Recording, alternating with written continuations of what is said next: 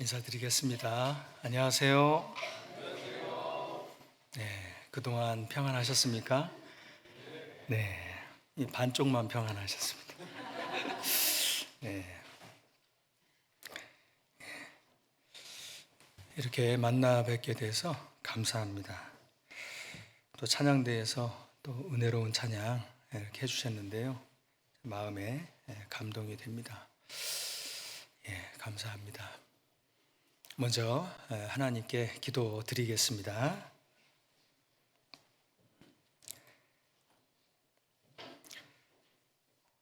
우리를 사랑하시는 하나님 아버지,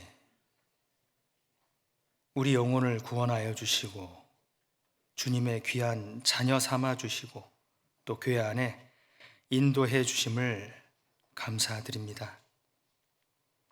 세상이 어지럽고 또 난리의 소문 속에 살아가지만은 하나님께서 주시는 평강으로 늘 기쁘게 또 살게 인도하여 주시옵소서. 이 복음을 몰라서 듣지 못하여 죽어가는 불쌍한 해외에 있는 영혼들, 그들을 위해서 또 하나님께서 선교사 가정을 곳곳에 보내주셨습니다. 말씀 전하시는 선교사님과 가족들 위에 함께 해주셔서 많은 사람들이 옳은 대로 돌아올 수 있도록 도와주시고 영육간에 채워주시길 원합니다. 또 우리 가운데 함께 해주셔서 또 육신의 질병으로 여러 어려움 중으로 고난받고 있는 분들 주님께서 자비를 더해 주셔서 주님 위에 살게 해주시기를 원합니다. 또 우리나라 임금들과 또 세계 임금, 또 위정자들, 또 높은 지위에 있는 자들을 위하여 기도합니다. 평안하고 고요한 가운데 복음을 전할 수 있도록 또 신앙생활을 잘 해나갈 수 있도록 도와주시기를 원합니다. 오늘 주님의 귀한 우리 형제 자매님 또 함께 모였습니다. 필요한 말씀 전하게 도와주시고 그 말씀으로 교훈받고 또 힘있게 살아갈 수 있도록 함께 해주시기를 원합니다. 고마우신 예수님 이름으로 기도드렸습니다. 아멘. 우리 성경 말씀을 찾겠습니다.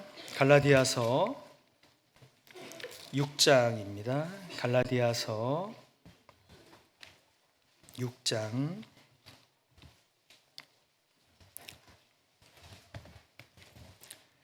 9절 말씀인데요.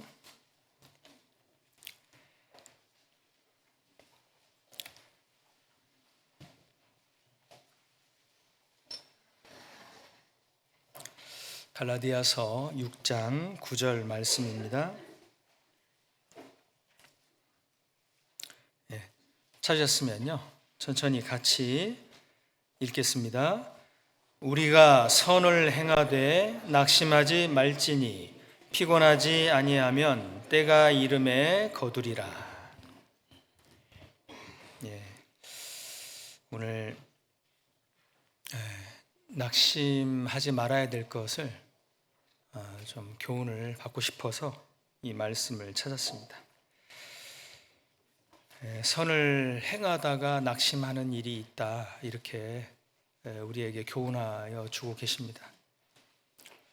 잘못 행하고 죄가 있어 매를 맞고 그걸 참는 가운데서도 괴로움이 있죠. 근데 상은 없습니다. 그러나 선을 행하다가 어려움을 당하고 또 어려움을 당하는 중에서 믿음으로 승리하는 삶을 살아야 되는데 마음이 무너지는 일, 이 낙심이 무너지는 거거든요. 그런 일들이 있다는 겁니다.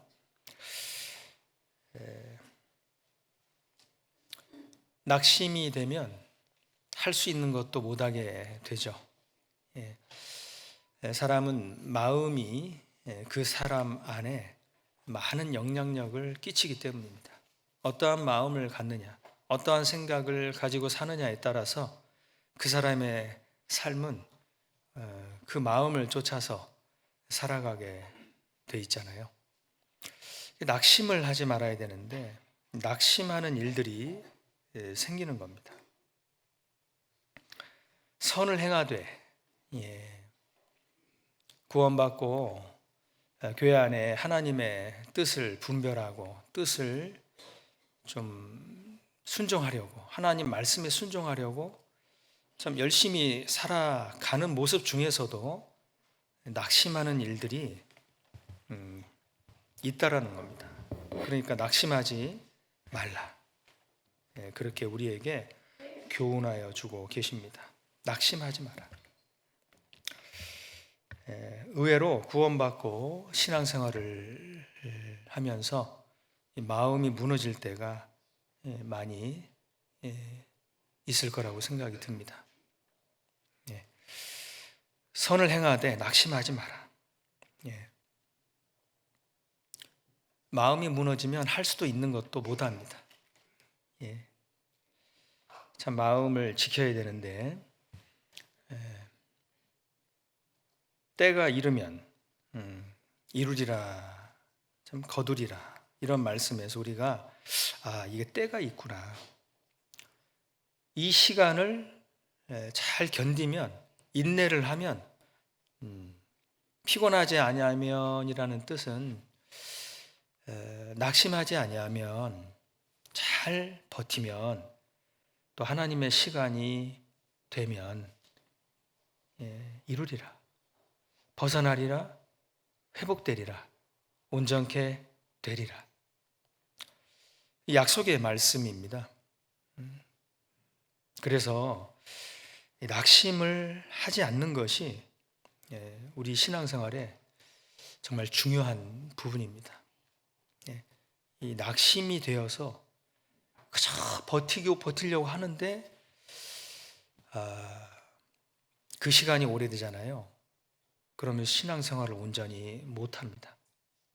교회 안에 기쁘게 살고 감사하게 힘있게 살아야 되는데 마음이 무너지면 기쁨보다는 불평이 생기고 또 감사보다는 외로운 마음과 어두운 마음들이 이렇게 들어오게 됩니다.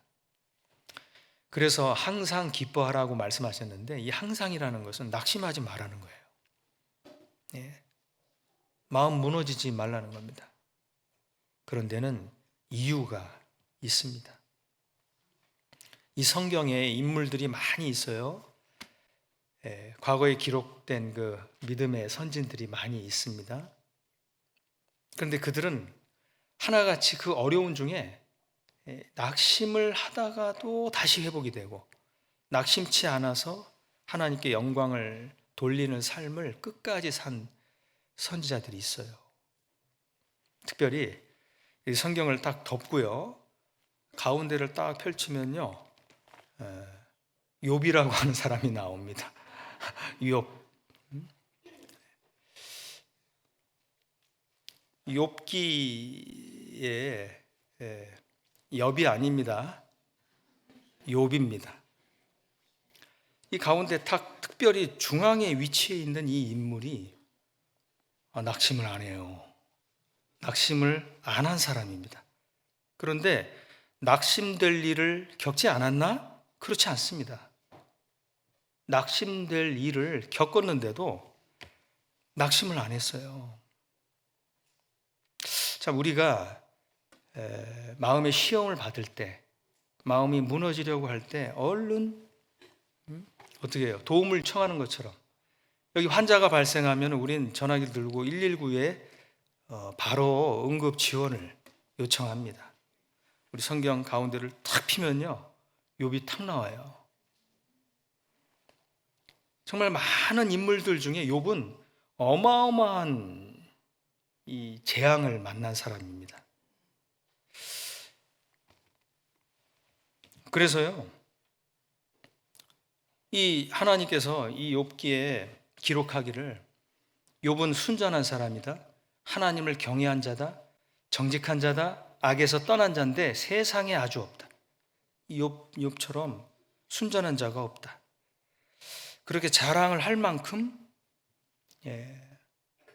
하나님 앞에 자기 믿음을 지킨 사람입니다. 그런데요, 하루는 사단이 하나님 앞에 왔어요. 욥기 한번 1장 볼까요? 욥기 1장입니다.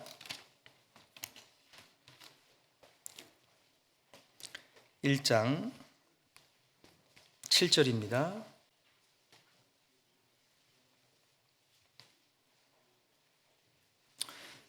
욥기 1장 7절. 여호와께서 사단에게 이르시되 네가 어디서 왔느냐? 사단이 여호와께 대답하여 가로되 땅에 두루 돌아 여기저기 다녀왔나이다. 여호와께서 사단에게 이르시되 네가 내 종 욥을 유의하여 보았느냐? 그와 같이 순전하고 정직하여 하나님을 경외하며 악에서 떠난 자가 세상에 없느니라. 사단이 여호와께 대답하여 가로되 욥이 어찌 까닭 없이 하나님을 경외하리까? 자, 이 부분에 하나님께서 사단에게 너 어디서 왔냐? 사단이 말하죠. 여기저기 돌아다니다가 왔다. 돌아다니면서 무슨 일을 할까요? 삼킬 자를 찾다가 온 겁니다. 이 사단은 삼킬 자를 찾아 돌아다니는 존재잖아요. 그래서 베드로전서 5장 8절에 두루 다니며 삼킬 자를 찾는다. 근신하라 깨어라. 너희 대적 마귀가 삼킬 자를 찾으니까. 그 말씀은 어떤 의미입니까? 그러니까 사단이 시험하지 않도록 깨어 있으라는 겁니다. 지금 이러한 일들이 오늘 불빛이 번쩍이는 강풍이 예고되어 있는데 오늘 우리 교회당 안전하죠? 시설부장님, 봉사장님, 오늘 부탁합니다. 어제 제가 밤에 이 밖에 이렇게 숙소에서 밖을 보니까 풋살장이 아주 훌륭한 풋살장이 있더라고요. 마음 같아서는 나가서 막 뛰고 싶은데 추워서 눈이 내리더라고요. 눈 보셨습니까? 아유, 목사님 무슨 눈이에요? 지금 4월 중순인데 무슨 눈 그러시죠? 제가 쌓이지 않는 눈을 봤어요. 펑펑 내리더라고요. 강풍에 불빛이 심히 좀 염려하지 마라 그랬는데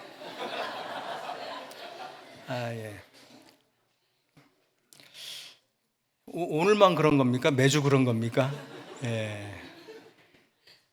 이 사단에게 내 종 바로 욥을 하나님께서 말씀하세요. 막 자랑을 하십니다. 위에서 봤냐?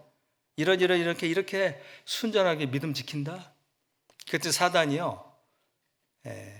아이고 어찌 까닭 없이 하나님을 섬기겠습니까? 하나님께서 주신 게 있으니까 섬기지. 주신 거 다 뺏어 보세요. 하나님 욕하고 전면적으로 반드시 배반할 겁니다. 자, 있지도 않은 일을 가상으로 안 좋게 이렇게 꾸며 나가는 것을 참소라고 하는 겁니다. 참소하는 자. 마귀는 참소하는 자예요. 상대를 헐뜯어서 어떻게 하면은. 그런데 하나님께서 그래? 그럼 한번 해봐라. 내가 소유물을 너에게 맡긴다. 그러나 그 몸에는 손을 대지 마라. 몸에 네 손을 대지 마라. 사단이 허락이 떨어졌잖아요. 그러니까 욥에게 달려듭니다. 어떻게 해요? 낙심시키려는 게 목적이에요. 낙심이 되잖아요. 그럼 하나님 섬기는 일을 중지한다고. 그래서 마귀가요 얼마나 사악한 존재냐면요, 여기 마귀의 작전이 고스란히 드러나 있습니다. 13절에 하루는 이 하루 안에 낙심시키기 위해서 마귀가 공격을 합니다. 14절에 사자가 욥에게 와서 고하되, 소와 나귀에 대해서 말하고 있죠. 15절에 스바 사람이 갑자기 와가지고 이 소와 나귀를 다 빼앗고 칼로 종을 죽였다고. 16절, 그가 아직 뭐 할 때입니까? 지금 안 좋은 소식을 말하고 있잖아요. 예? 그 사람이 막 이런 일이 지금 벌어졌습니다. 이거 어떡합니까? 하고 막 말을 하고 있는 그때 말할 때에 또 한 사람이 와서 하나님의 불이 하늘에서 내려와서 양과 종을 불 질렀다고, 살랐다고. 하나님의 불이, 하나님 불이 아니거든요. 사단이 하늘에서 불이 떨어지기도 합니다. 심지어는 우상을 만들고 우상에게 말도 시켜요. 요한계시록에 그렇게 사단이 하는 일들에 대해서 기록하고 있잖아요. 안 좋은 일이 벌어지면 무조건 하나님이 이렇게 나한테 하셨다, 그렇게 오해하시면 안 됩니다. 물론 징계를 해서 사랑하는 사람이 잘못된 길, 그릇된 길, 망하는 길로 가지 않도록 징계하시고 막으시는 것은 하나님이 허락하시죠. 여기 하나님의 불, 사람이 볼 때는 하나님의 불이지만 12절에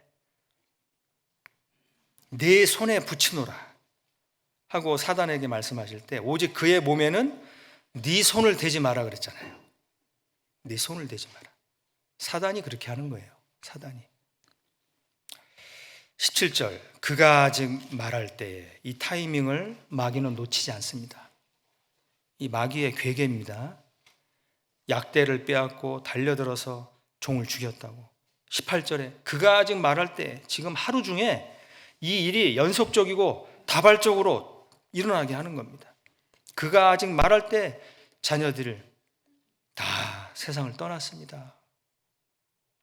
자, 보세요.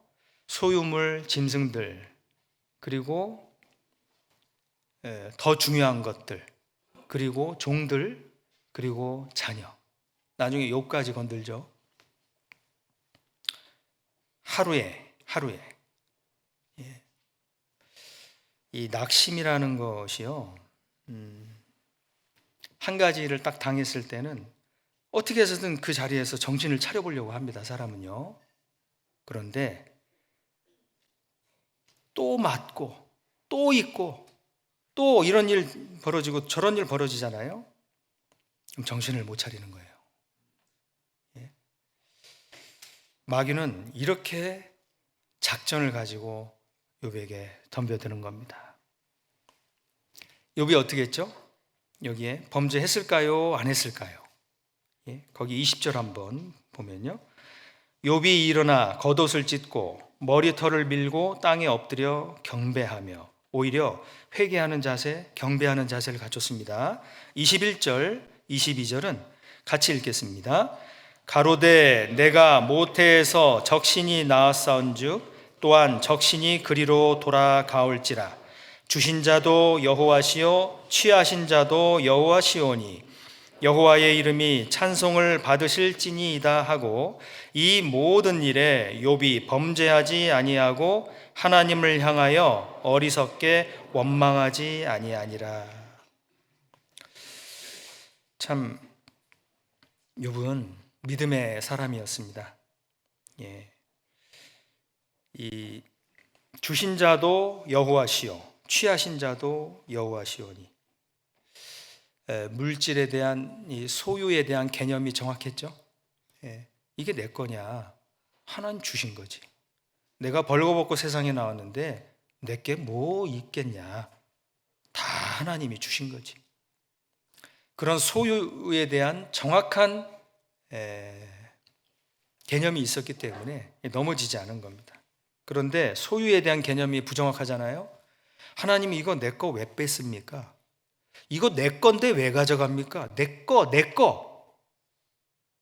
이렇게 생각을 하면 그거 잘못 생각하는 거잖아요. 욥의 이 고백은 나는 벌거벗고 나왔다.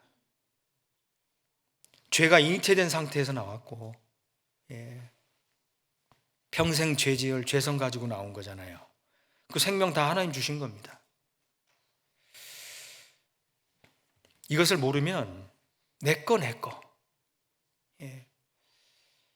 그러면 입술로 범죄할 수가 있는 겁니다. 넘어지는 거예요.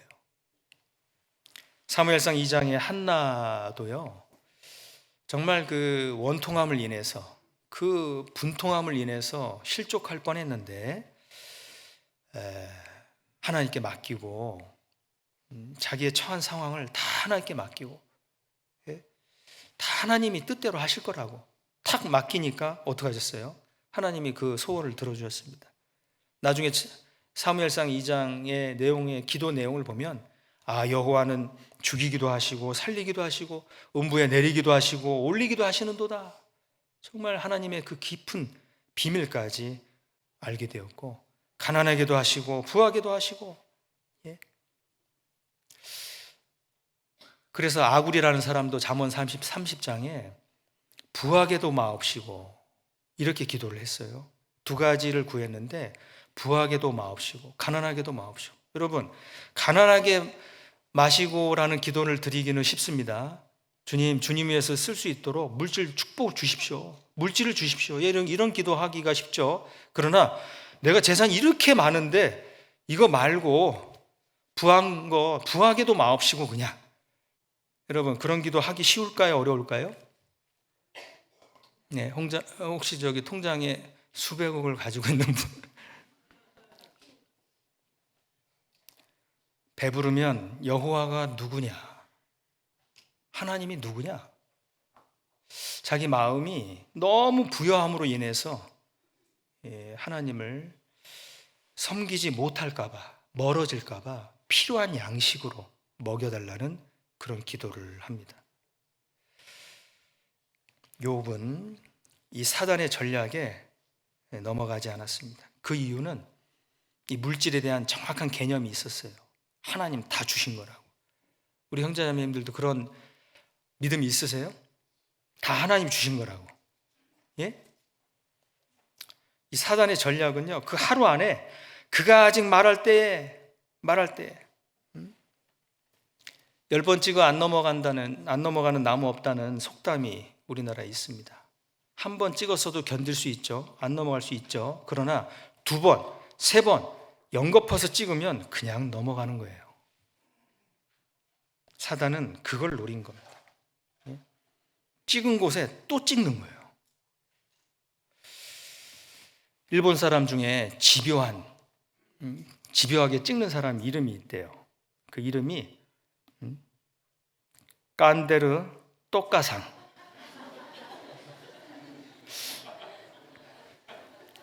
깐데르 또까상. 참 깐데를 또까? 참 그 집요한 이름입니다. 또 한 사람 또 있대요. 안깐데로 골라까상. 좀 심한 이름이네요. 마귀는요, 수천 년 동안 사람을 넘어뜨리는데 달인이에요. 전문가입니다. 그러니까 이 마귀의 괴계가 아주 교묘하게 우리 삶을 파고들어서 우리의 마음을 낙심시킨다는 겁니다. 우리가 이걸 알면 내가 넘어지면 안 되겠구나. 이 마음을 잘 지켜야겠구나. 욥처럼 주신 자도 하나님이시고 취하신 자도 하나님이신데 내가 무슨 말을 하랴. 마귀는 그걸 약한 부분을 건드리고 또 건드는 거예요. 그래서 잠언 7장에 26절에 그가 많은 사람을 상하여 엎드러뜨게 하였나니 그에게 죽은 자가 허다하니라. 전문가라니까요. 마귀는. 사단은 전문가입니다. 누가 어디가 약할지 다 아는 거예요. 누가 물질에 약하면 물질 건들고요, 이성에 약하면 이성을 건들잖아요. 그때 주신 자도 하나님이시고 가져가신 자도 하나님이시라는 정확한 믿음의 고백을 한다면 우리는 넘어지지 않을 수가 있습니다. 마귀는 그가 아직 말할 때, 보세요, 안 좋은 일을 경험했을 때 쿵 하고 스트레스를 받잖아요. 그러면 우리는 자동적으로 이 스트레스를 어떻게 해소를 해야 될까? 나름대로 정리를 하기 바쁜데 그 시간을 주지 않아요. 어떻게 합니까? 안 그래도 물질적으로 힘들어 죽겠는데 쿵 하고 또 빚을 져요. 물질적 손실을 또 크게 봐요.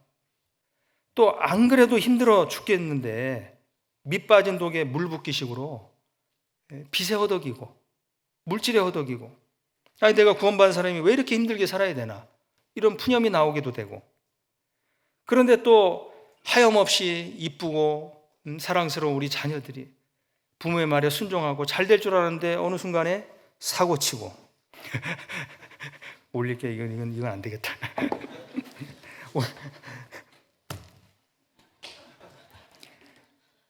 엎친데 덮칩니다. 설상가상. 그러면요 정말 마음이 힘들어진다고요. 아이들 사고치고 말썽 부리고 학교에서 호출이 오고 교무실 왔다 갔다 하고, 안 그래도 힘들어 죽겠는데 공부는 그냥 뒷전이고, 성적표는 안 가져와요. 안 가져와 아예. 너 누구 닮아서 이렇게 공부를 안 하고 말썽만 피우고, 너 왜 누구 닮아요? 누구 닮기 누구 닮아요? 자기 닮은 거예요, 자기. 그 DNA가 어디서 왔겠어요? 그 염색체가 자기한테 온 거잖아요.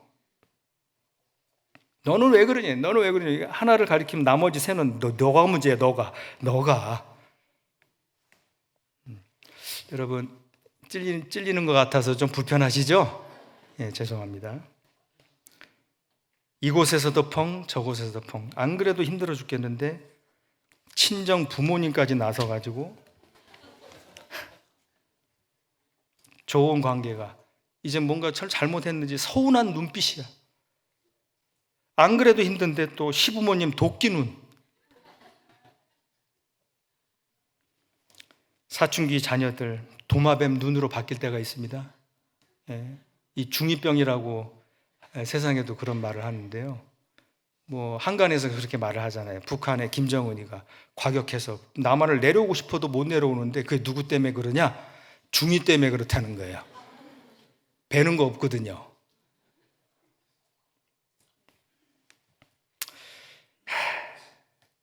사춘기 자녀들 도마뱀 눈으로 바뀌고, 또 남편의 눈은요 참 외면하는 눈, 불편한 눈으로 또 바뀌어요. 아내가 옆에서 도와줘야 되는데 돕는 배필은커녕 힘 빼는 배필이 되고, 더 마음을 후벼 파고 연속적으로 스트레스를 받으면요 사람은 무너지게 돼 있습니다. 그런데 욥은 하나님께 대한 믿음이 있었어요. 올바른 재물관, 소유 개념이 정확했습니다. 그러니까 어리석게 원망하지 않았다고. 사단은 그렇잖아요. 네가 이래도 하나님을 섬기겠다고? 이래도 네가 교회 가겠다고? 이래도 네가 신앙생활 하겠다고? 낙담해, 배반해, 신앙생활 때리쳐. 사단은 잔인한 존재예요.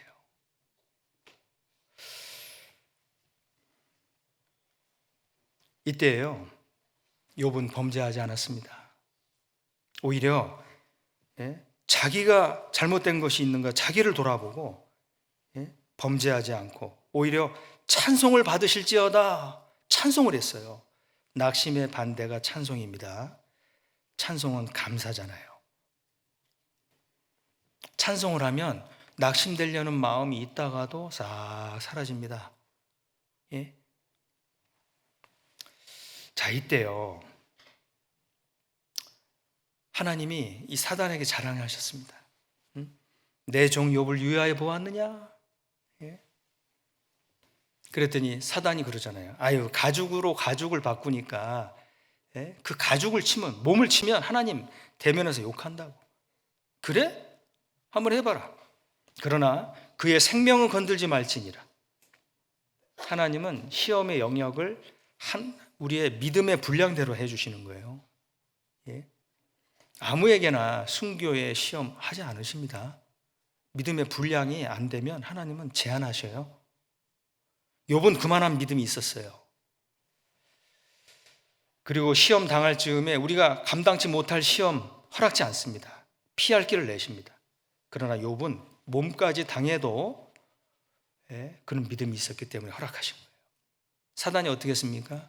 잔인하죠? 발바닥부터 정수리까지 온몸에 악창으로 피부병이 막 도져가지고 온몸이 고통스러워서요. 연고를 바르고 이렇게 약을 바르는 게 아니에요. 기왓장 깨진 거 있잖아요. 그 날카로운 한쪽 부분을 상처에 대고 긁는 거예요. 피가 나고 진물이 나고. 정말 그 지경이 된 모습을 보고요. 그동안 참다가 이 믿음의 이 한계가 온 사람이 한마디를 합니다. 그게 누굽니까? 아내입니다. 그의 아내입니다. 이 지경이 됐을 때는 정말 욥을 위로해 줘야 될 그의 아내가 뭐라고 하는지 한번 볼까요? 2장 9절입니다. 9절은 우리 자매님들이 한번 읽어주시면 좋겠고요. 10절은 욥의 대사입니다. 우리 형제님들이 해주시면 좋겠습니다. 9절 그 아내가, 자매님들 시작.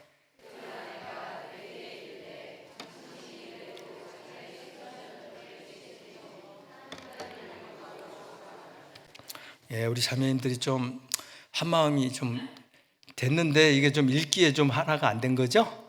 마음은 하나죠? 자, 우리 형제님들 한번 보겠습니다. 그가 이르되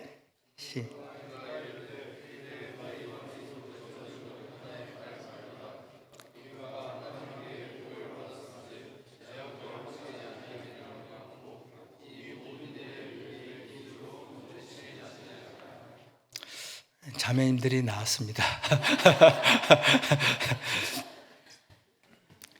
아내가 그 남편을 향해서 저주의 말을 퍼붓습니다. 그래도 자기의 믿음 지키냐? 순전하게 그걸 지키냐? 하나님을 욕하고 죽으라. 이 아내는 한계가 왔죠? 예? 왜 이렇게 저주를 퍼붓을까요? 그 이유가 있습니다. 아내는 소유물 다 뺏길 때도 참았어요. 가만히 있었죠? 자식들이 죽어나갈 때도 가만히 있었습니다. 그런데 이 욥, 자기 남편이 온몸에, 그 다음은 욥이라는 거예요. 아내는 생각했을 거예요. 소유물, 자식들. 정말 불행한 일이지만 이 시험을 욥은 잘 통과했어요. 주신 자도 하나님, 취하신 자도 하나님. 시험을 잘 이겼어요. 근데 왜 욥이 또 저렇게 죽어가냐 이겁니다. 우리 욥의 아내처럼요, 우리도 이런 약점이 있다는 것을 생각해야 됩니다.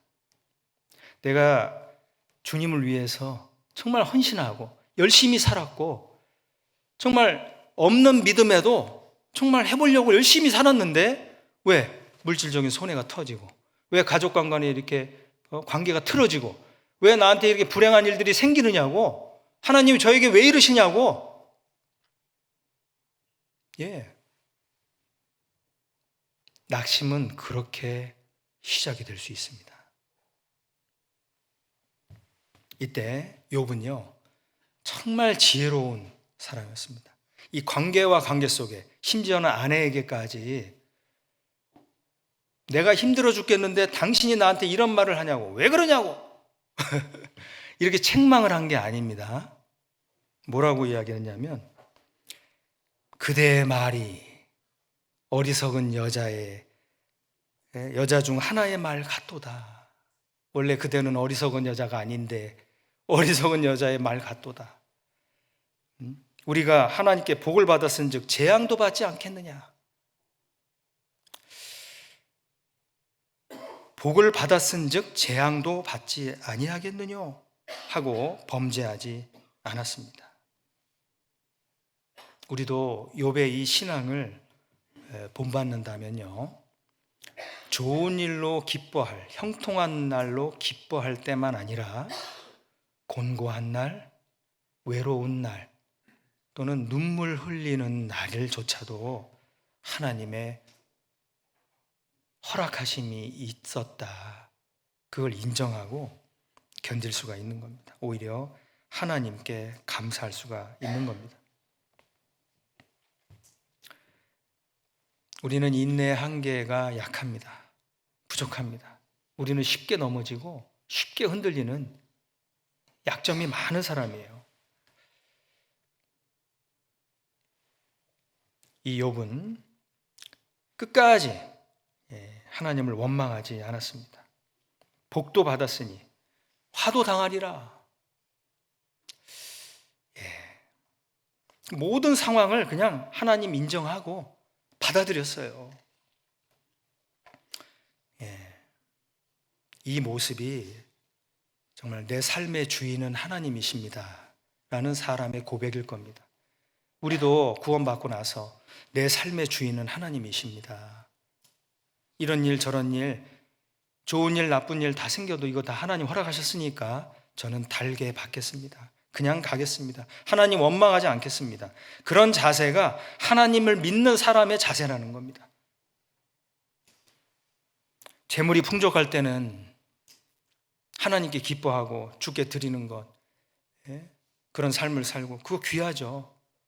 그러나 그것만큼 더 귀한 것은 재물이 없을 때도 정말 그 얼마 안 되는 그런 어려운 상황 속에서도 하나님을 생각하고 할 마음이 있어서 있는 대로 적은 부분이지만 하나님께 감사하고 드리는 그 삶이 더욱 귀하다라고 말씀드릴 수 있습니다. 예수님은 그 2렙돈을 낸 그 헌금한 그 과부를 옆에서 지켜보고 기다리고 칭찬하셨어요. 많이 했다. 사람의 계산법과 하나님의 계산법은 조금 다릅니다.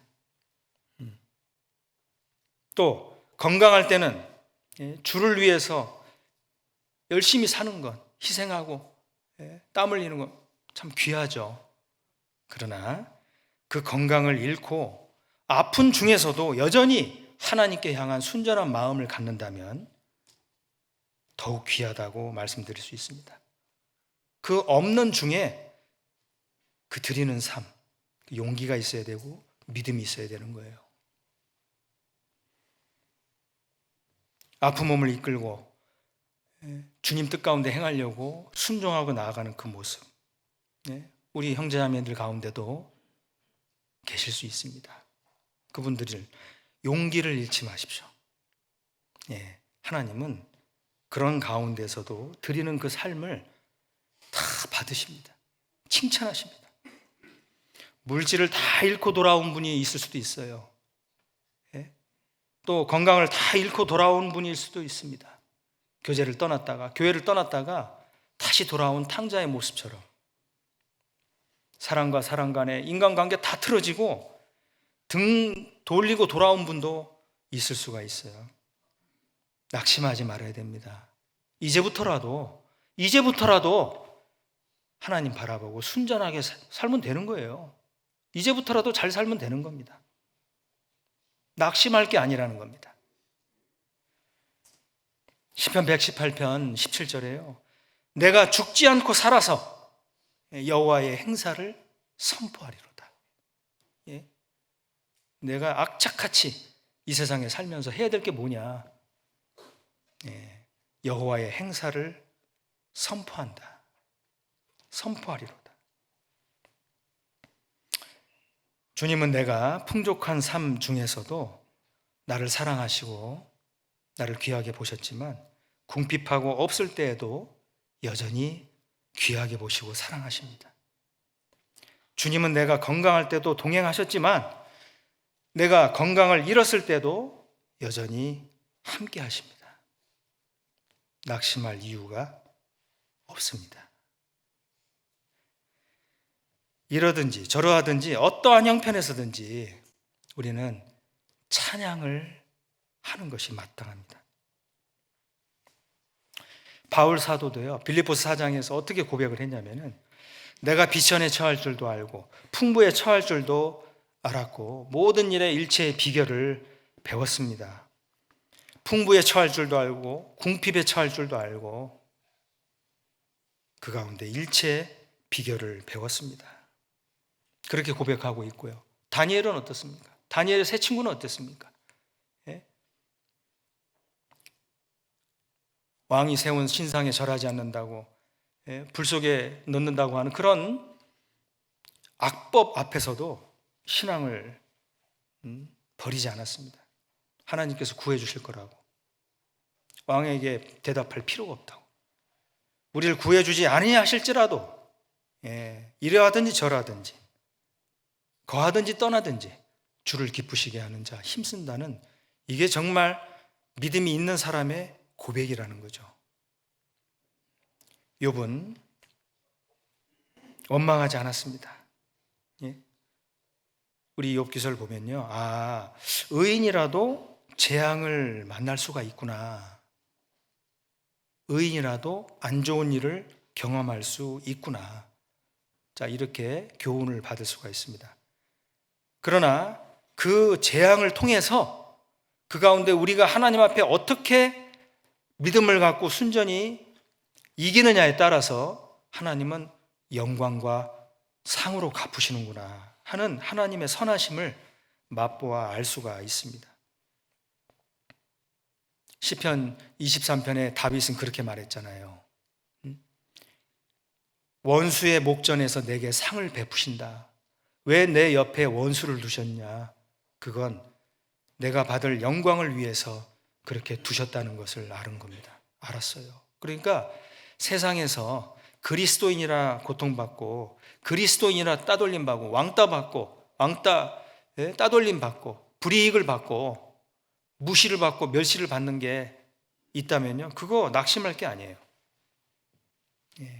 이때 내가 믿음을 지키고 오히려 하나님께 찬양하고 당당히 나아가잖아요. 내 원수의 목전에서 상을 베푸시고, 하나님이 상 때문에 나를 부르시는 거예요. 하나님의 영광을 위해 살게 하려고 그러시는 겁니다. 그러니까 원수가, 이 사단이 마귀에게 계속 공격하고 시험한 것은 오히려 욥이 더 많은 복을 받게끔 역사한 것, 그 이상도 이하도 아닙니다. 우리에게도 내 옆에 이런 사단과 같은 존재, 나를 힘들게 하고 악의적으로 공격하는 그런 대상이 있다면요, 그거 하나님이 내게 상을 주시려고 그렇게 하시는 거예요. 실망할 이유가 없습니다. 낙심할 필요가 절대로 없다는 겁니다. 이 사단은 예수님을 몰아서, 이단으로 몰아서 처형시키려는 게 목적이었잖아요.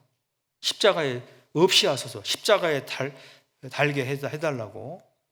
그리고 어떻게 했어요? 결국은 구원을 완성하시는 일만, 결국은 하나님은 다 이루시는 일만 하게 된 것밖에는 더 그 이상도 못했습니다. 하나님은 그 악한 사람도, 사단도 적당하게 쓰시는 거예요.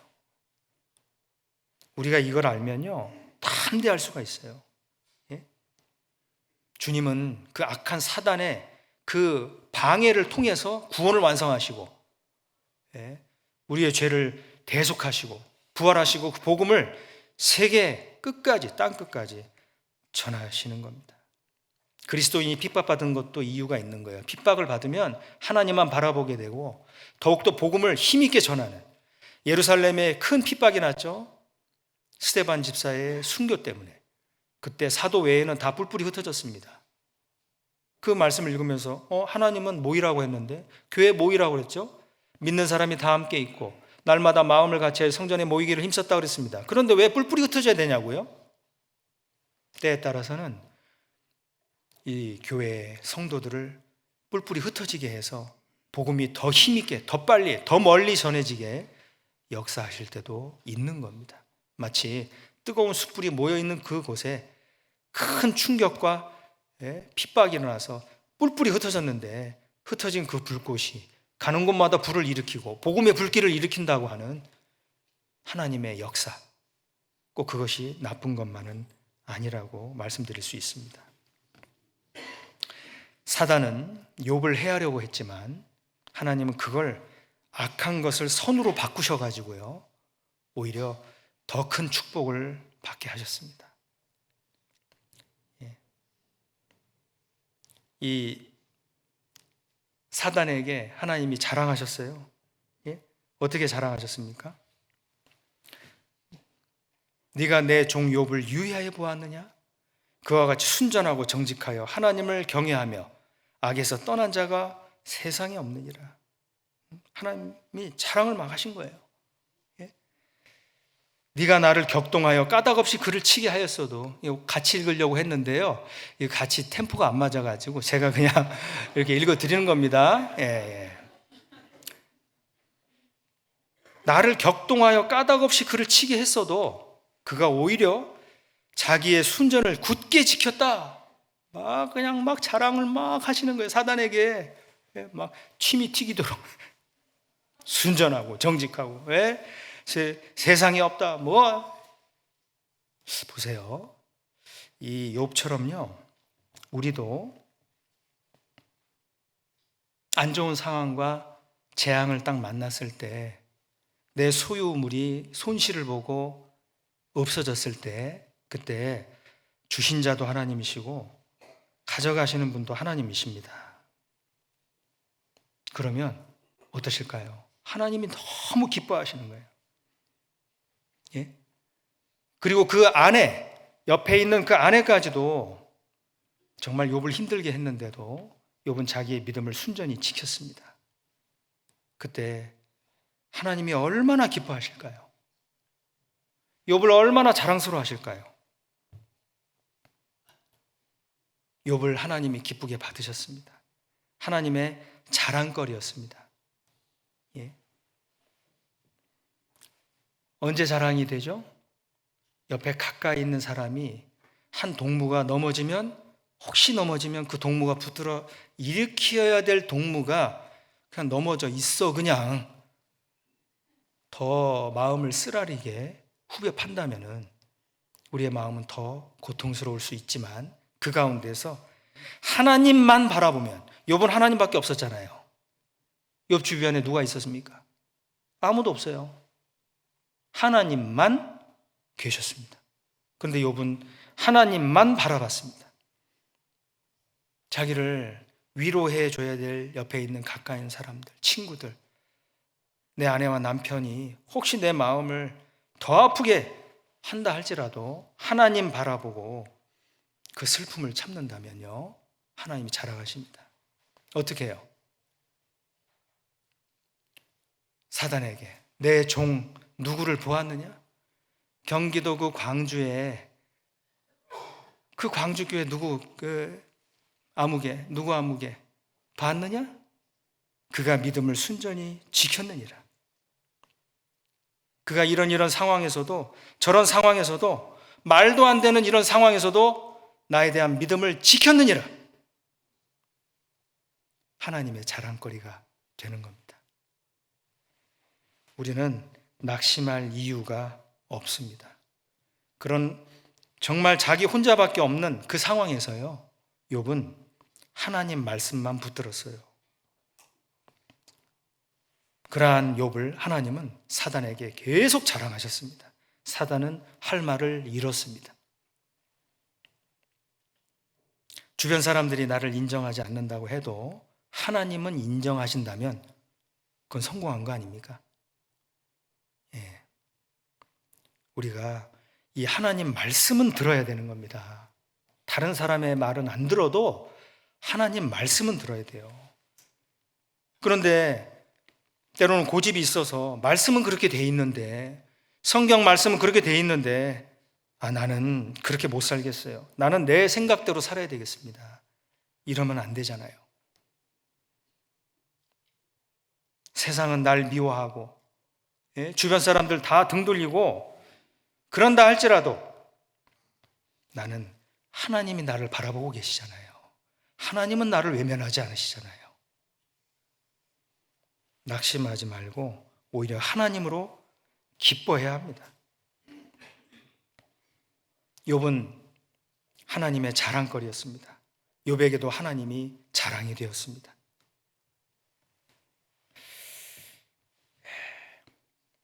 이번에는 한번 읽을 텐데 한번 잘 이렇게 맞춰서 한번 하실래요? 어떻게 하실래요? 알았어요. 한번 해보죠. 자, 염려가 되는데 2장 3절 다시 한번 보겠습니다. 3절. 자, 여호와께서 시작. 여호와께서 사단에게 이르시되 네가 내 종 욥을 유의하여 보았느냐? 그와 같이 순전하고 정직하여 하나님을 경외하며 악에서 떠난 자가 세상에 없느니라.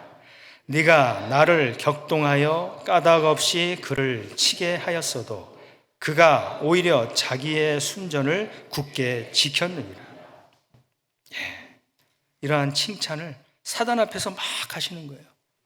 우리가 어려운 일이 있어도 교회 안에 다 거하고 불평할 일이 있어도 다 그 불평을 원망하지 않고 여전히 하나님을 경배하고 찬양하고 주신 자도 하나님이시고 가져가신 자도 하나님이시고 내가 무슨 원망을 하겠습니까? 돈이 없어도 몸이 안 좋아도 힘이 없어도 어려운 중에도 하나님에 대한 신앙을 다 고집하면은요 하나님께서 자랑하십니다. 날 위해서 기꺼이 죽어주신 주님이 나를 자랑하십니다. 잘했다. 무엇이 복입니까? 예? 무엇이 재앙입니까? 욥은 재앙을 만나도 그 재앙이 복 중에 있었다는 거예요. 우리가 구원을 받고 재앙 같은 삶을 살고 정말 푸념을 할 때가 있잖아요. 야, 세상에 가지도 못해. 교회 안으로 또 들어와 신앙생활 하면서 주님 주시는 위로받고 살아야 돼. 위로도 받지 못하고 말씀도 듣지 못하고 뭔가 하나님 주신 평강을 누리지 못하면은 가지도 못하고 오지도 못하고 정말 괴로운 삶을 살 수밖에 없습니다. 그게 재앙 아니에요?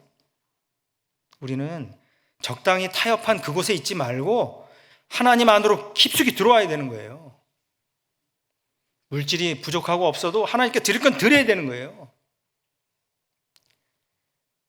시간적으로 여유가 없어도 직장에 매여 있어도 하나님께 드릴 수 있는 만큼 또 드리면 되는 겁니다. 그때 주님이 인정하시는 거예요. 봐라, 내 누구 아무개를 봐라. 이는 그 어려운 가운데에서도 이렇게 믿음 가운데 행하느니라. 사단은 아무 말도 못하는 겁니다. 아무 말 못하는 거예요. 정말 축복이 뭡니까? 정말 축복된 삶을 사는 게 뭡니까? 복음과 함께 고난받는 거예요. 교회 안에 주님의 뜻과 영광을 위해서 수고하는 겁니다. 땀 흘려 사는 겁니다. 이런 재앙을 만났을 때 이것이 욥은 이해할 수 없었지만 이게 이 시간이 지나면 2배의 축복과 전보다 더 많은 축복을 주신다고 하는 것을 결과적으로는 하나님 그렇게 베풀어 주셨잖아요. 재앙이 아닌 축복입니다. 그런 어려움을 당할 때 이거 뭔가 하나님이 뭔가를 좋은 것을 허락하시려고 하시나? 이렇게 생각을 해야죠. 그렇다고 해서 재앙 같은 어려움을 만난 형제 자매들에게 가서 아유 이게 축복이야, 눈물 흘리지 말어, 이게 축복이라니까 웃어 그러지 마세요 제발. 즐거워하는 자들로 즐거워하고 함께 우는 자들로 함께 울어야 됩니다. 하나님의 선하신 뜻이 계시겠지만 그 당혹스러운 상황은 힘들거든요. 고통스럽거든요. 그런데 욥의 세 친구는 정말 고통받고 있는 욥을 위로해 준다고 왔는데 오히려 그의 마음을 더 서늘하게, 더 아프게, 더 고통스럽게 만들었습니다. 하나님이 그 세 친구한테 화내셨어요. 너희들 정당하지 않다. 너희들 왜 그랬냐고 하나님이 화내셨습니다. 슬픔을 함께 나누면 반으로 준다잖아요. 기쁨을 함께 나누면 2배가 된대잖아요. 우리는 함께 울고 함께 우는, 함께 웃고 함께 우는 가족입니다. 운명을 같이 하는 운명 공동체 안에 형제요 자매입니다. 형제가 연합하여 동거함이 어찌 그리 아름답냐는 말씀은 좋은 일만 같이 하는 게 아니라 좋지 않은 일도 함께 하는 것을 말하는 거예요. 우리가 아무리 안 좋은 상황에 들어간다 할지라도, 아무리 큰 슬픔과 고생을 한다 할지라도 하나님 앞에서 한마디로 따지거나 원망하거나 그럴 수가 없습니다. 감당할 시험, 그 이상 시험 허락하지 않습니다. 그래서 고린도전서 10장 13절에요. 감당할 시험밖에 없다. 만약 감당하지 못할 시험이 올 때 그 시험 당할 즈음을 허락지 아니하시고 피할 길을 낸다 그랬습니다. 피할 길. 1도 안 되고 2도 안 되면 제3의 길을 하나님께서 예비하신다는 거예요. 그러니까 우리는 어떠한 상황에서든 웃고 감사하고 기뻐할 수 있는 겁니다. 결말이 중요한 겁니다.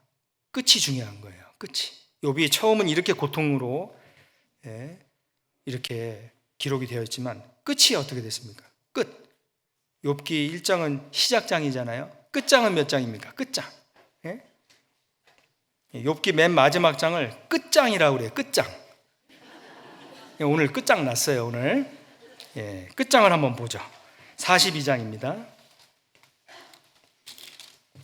42장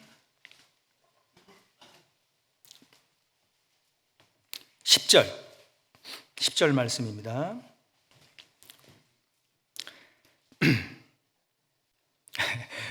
요번에 또 같이 한번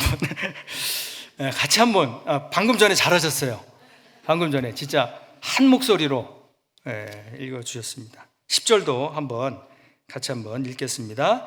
욥이 그 벗들을 위하여 빌매 여호와께서 욥의 곤경을 돌이키시고 욥에게 그전 소유보다 갑절이나 주신지라.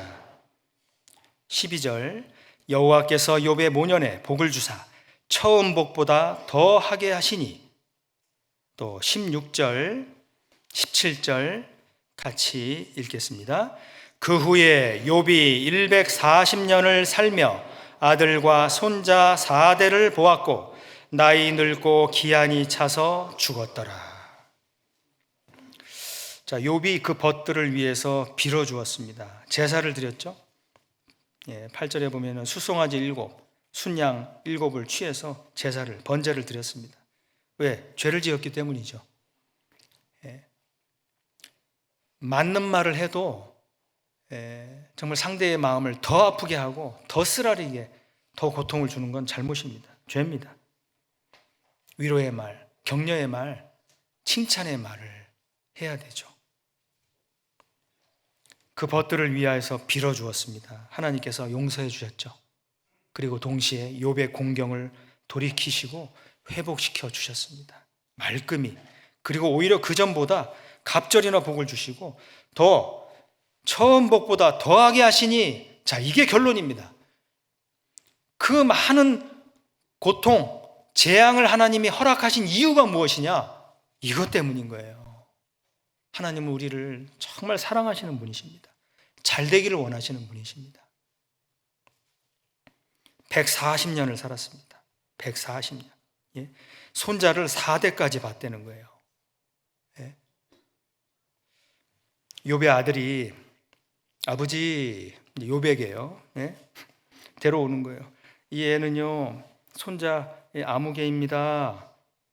얘는요 손자의 아들 중손자 아무개입니다. 이 아이는 누군고? 그 아이는요 아버지의 아들의 그 아들입니다. 4대까지. 이런 결말을 주시리라고 누가 가히 생각이나 했었겠습니까?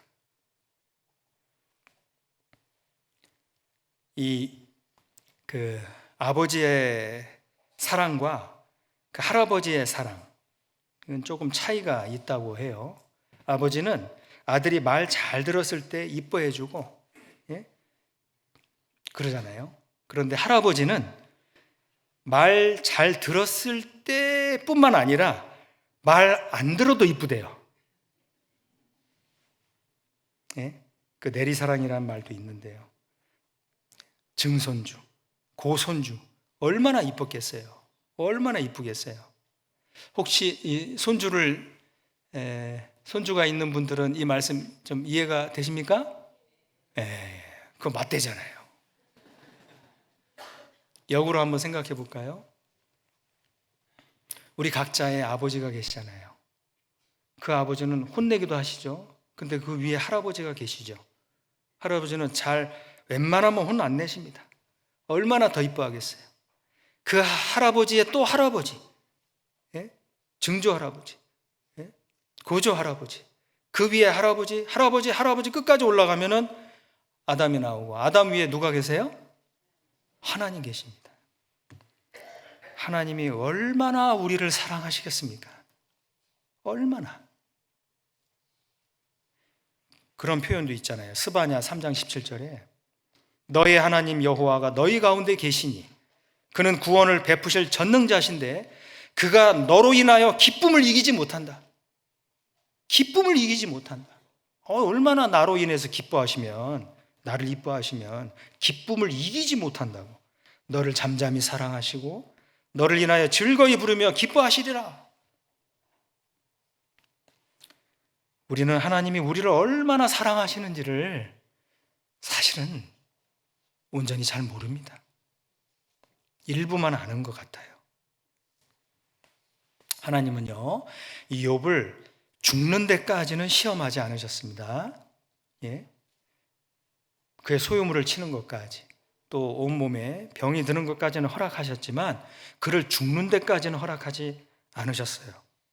그런데 오히려 기한이 차서 140세까지, 손자 4대까지 봤습니다.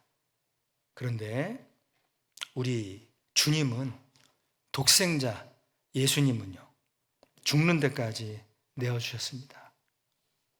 하나님은 우리를 이처럼 사랑하사 독생자를 주셨는데, 그 주셨다는 말씀이 우리가 죽어야 될 자리에, 그 자리에 대신 죽으라고 보내신 거예요. 이는 저를 믿는 자마다 멸망치 않고 영생을 얻게 하려고 그렇게 하셨다는 겁니다. 아브라함이 독자 이삭을 번제로 드리라고 했을 때 그 독자 이삭을 죽이는 데까지는 허락하지 않으셨습니다. 그런데 우리 주님이 이 잔을 내게서 멀리 옮겨달라고, 그러나 내 뜻대로 마옵시고 아버지의 뜻대로 되기를 원하나이다, 그런 기도를 하셨죠. 하나님은 독생자 예수님을 반드시 죽는데 거기에 딱 다른 길로 피할 길을 주지 않으셨습니다. 죽이셨습니다. 그 이삭이 번제로 드려져야 될 그 제단에서 대신 그 옆에 있는 수양이 수풀에 걸렸죠. 아브라함이 가까이 가니까 그 수양이 막 몸부림을 쳤지 않았겠어요? 그러나 수풀에 딱 잡혀 있는 거예요. 왜요? 대신 죽어야 되니까요. 우리 주님은, 우리 하나님께서 우리를 대속할 제물로 콱 잡으신 거예요. 우리가 받은 그 죄 용서, 구원, 이것은 실로 엄청난 사건입니다.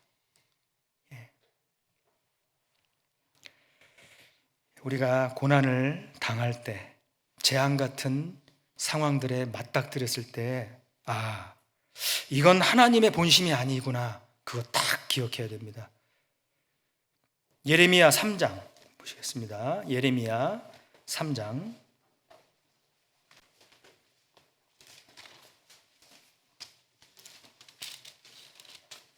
예레미야 3장, 예레미야 애가입니다. 예레미야 애가, 죄송합니다. 예레미야 애가 3장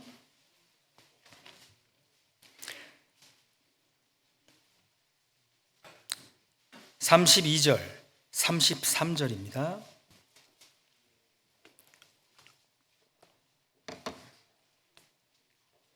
예레미야 애가 3장 32절, 33절 같이 천천히 또 읽겠습니다. 저가 비록 근심케 하시나 그 풍부한 자비대로 긍휼히 여기실 것임이라.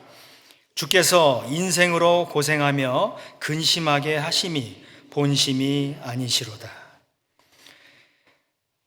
인생으로 고생하는 거, 근심하는 거 하나님 본심 아닙니다. 그러니까 본심이 나타난 곳은 천국이잖아요. 천국은 눈물이 없어요. 고생이 없어요. 죽음이 없어요. 병드는 거 없어요. 어두움이 없어요. 죄가 없습니다. 우리에게 해로운 모든 것들을 다 걷어버린 세상이 천국이잖아요. 그러나 이 세상은 마귀로 둘러엎어진 세상입니다. 눈물이 있습니다. 슬픔이 있습니다. 고통이 있어요. 그러니까 주님은 교회 가운데로 들어오라고, 교제 안에 거하라고 말씀하시는 겁니다. 그게 우리를 정말 위하시는 말씀이잖아요. 본심이 아닙니다. 아담은 에덴 동산에 있을 때 둘러엎었습니다. 마귀에게 소유권을 이전시켜 버렸습니다. 뺏겼죠? 쫓겨났습니다. 그러나 쫓겨날 때 하나님은 부끄러움을 가리기 위해서 대신 죽어 얻은 가죽을 그들에게 입혀 주었습니다. 부끄러움을 가렸지만 그들의 죄를 위해서 대신 죽는, 그 대신 죽는 법을 깨닫게는 하셨지만 그의 근본된 토지를 갈게 하셨어요. 그가 나아가서 근본된 토지를 갈며 가시와 엉겅퀴를 매일매일 경험하게 하면서 수고하고 땀을 흘리는 가운데 소산을 먹으면서 에덴 동산은 좋았는데 그쪽을 회상했을 거예요. 우리는요, 매일 세상에서 수고하고 땀 흘리고 고생하며 근본된 토지를 갑니다. 그러면서 하나님의 뜻 가운데 살고 하나님을 위해서 영원한 본향을 생각하고 나중에 천국 가면 하나님께 위로받겠구나, 저 본향을 생각하고 우리는 현재 당하는 어려움과 고난을 참습니다. 위로가 됩니다. 우리 주님의 본심은요, 우리의 영혼이 잘된 같이 범사에 잘되기를 원하는 겁니다. 정말 잘되는 게 뭡니까? 하나님의 뜻과 영광을 위해서 평생을 다 드린 사람이 제일 잘된 거 아닙니까? 낙심하지 말아야 됩니다. 뒤로 물러갈 필요 없습니다. 내가 있는 곳에서 어떤 형제는 이렇게 수고하고 하나님께 영광을 돌리고 어떤 자매는 이런 모습으로 이렇게 영광을 돌리고 서로 비교하지 말아야 됩니다. 각자의 코스가 따로 있습니다. 인내해야 됩니다. 참아야 됩니다. 그것을 우리에게 교훈하여 주고 계세요. 욥기의 기록이 야고보서는 이렇게 나타나요. 야고보서 5장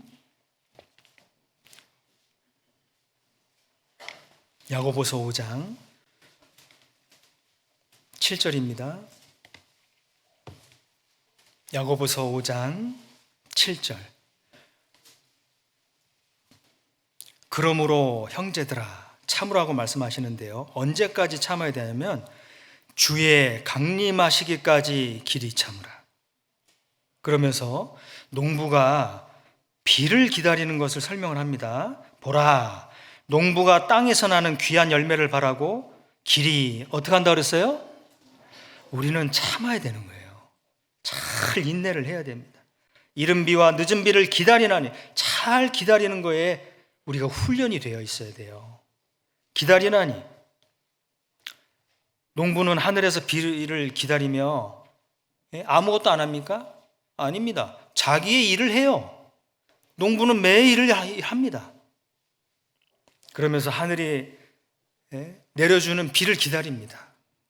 우리는 농부처럼 그리스도인의 모습이 하나님의 밭을 가꾸는, 포도원을 허는 여우를 잡고 안 될 건 안 되고 해야 될 건 하고 씨를 뿌리는 거예요. 씨를 뿌리는데 싹이 안 나요. 실망하지 마세요. 눈물을 흘리며 씨를 뿌리면 정녕 기쁨으로 가지고 옵니다. 울며 씨를 뿌리는 자는 반드시 그 단을 가지고 오게 됩니다. 하나님의 밭을 가꾸는 종으로서 실망하지 마세요. 말씀을 듣자고 권해서 안 온다고 실망하지 마세요. 또 권하면 됩니다. 말씀 듣고 구원 못 받았다고 해서 낙심하지 마세요. 마음밭이 준비가 안 돼서 그런 걸 돌뿌리 빼고 풀뿌리 빼고 좋은 옥토가 돼서 다시 듣고 또 들으면 언젠간 좋은 땅에 심겨지는 말씀처럼 구원이 탁 이루어지게 되는 거예요. 구원은 내가 하는 게 아니잖아요. 그건 구원은 하나님이 하시는 겁니다. 하나님이 준비된 자의 마음에 씨를 떨어뜨려서 그 씨가 싹이 나고 복음이 깨달아지고 참으로 하나님의 은혜를 깨닫게 되는 거죠. 우리는 실망을 하지 말고 낙심하지 말아야 됩니다. 낙심하면 아이고 심어봐야 뭐해, 씨 갖다 다 내버립니다. 그러지 말고 길이 참고, 8절에 너희도 길이 참고 마음을 굳게 하라. 주의 강림이 가까우니라. 주의 강림이 반복해서 나오죠. 길이 참으라는, 참고 기다리라는 말이 계속 반복이 되죠. 주님 오시는 것과 참는 것과 이게 연결이 돼야 되는 거예요. 지금까지도 잘 참았지만 앞으로도 잘 참는다면 원망 안 합니다. 10절, 형제들아 주의 이름으로 말한 선지자들로 고난과 오래 참음에 뭘 삼으라고요? 본을 삼으라. 제일 본이 크게 된 사람이 누굽니까? 11절 욥입니다. 욥. 우리가 방금 전에 살폈던 욥입니다. 하나님의 자랑이 되는 욥입니다. 11절 같이 한번 읽겠습니다. 보라, 인내하는 자를 우리가 복되다 하나니 너희가 욥의 인내를 들었고 주께서 주신 결말을 보았거니와 주는 가장 자비하시고 긍휼히 여기는 자신이라. 예, 보라, 인내하는 자를 우리가 복되다 한다. 왜? 욥이 그런 상황 속에서도 인내하고 하나님께 오히려 감사하고 찬양과 경배를 드렸다. 그러니 하나님 어떻게 하셨냐? 그 결말을 봐라. 전보다 더 큰 축복과 더 큰 영광을 받게 되지 않았느냐. 이것이 하나님이 우리에게 주신 결말이다. 하나님은 우리에게서도 동일하게 자비하심으로 긍휼히 여기시고 우리를 가장 사랑하시고 아끼시는 자이니 우리는 원망하지 말고 길이 참고 잘 견디라고 말씀하시는 거예요. 낙심하지 말아야 됩니다. 낙심하지 말아야 하나님을 여전히 찬양하고 하나님께 감사와 영광을 돌릴 수가 있습니다. 우리는 뒤로 물러가 침륜에 빠질 자가 아닙니다. 히브리서 10장 보시겠습니다. 히브리서 10장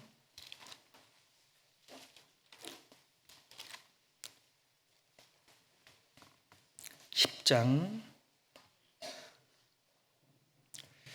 36절입니다.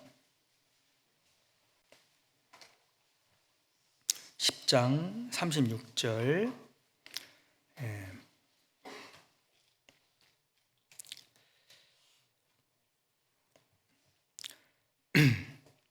앞에 36, 37절은 우리 자매님들이 좀 한번 더 시도를 해보려고요, 이번에. 아까 좀 잘하셔서 36, 37절 그리고 38, 39절은 우리 형제님들이 좀 읽어주시는 것으로 하겠습니다. 자매님들, 너희에게 시작.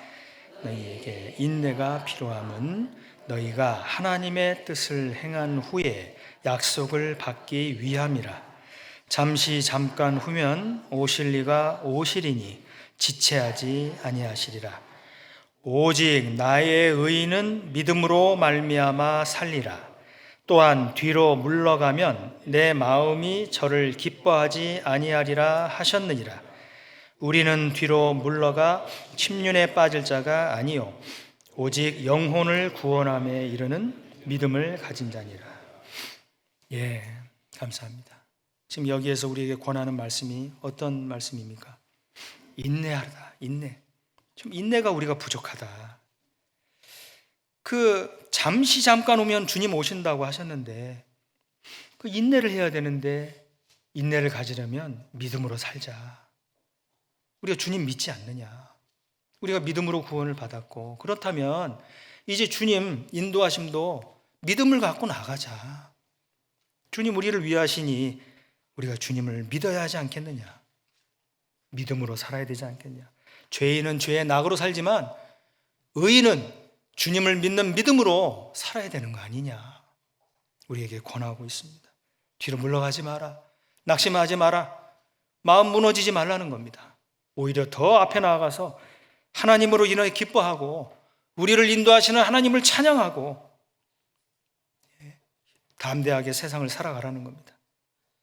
참 이 말씀 지당하신 말씀이죠? 예, 인내해야 됩니다.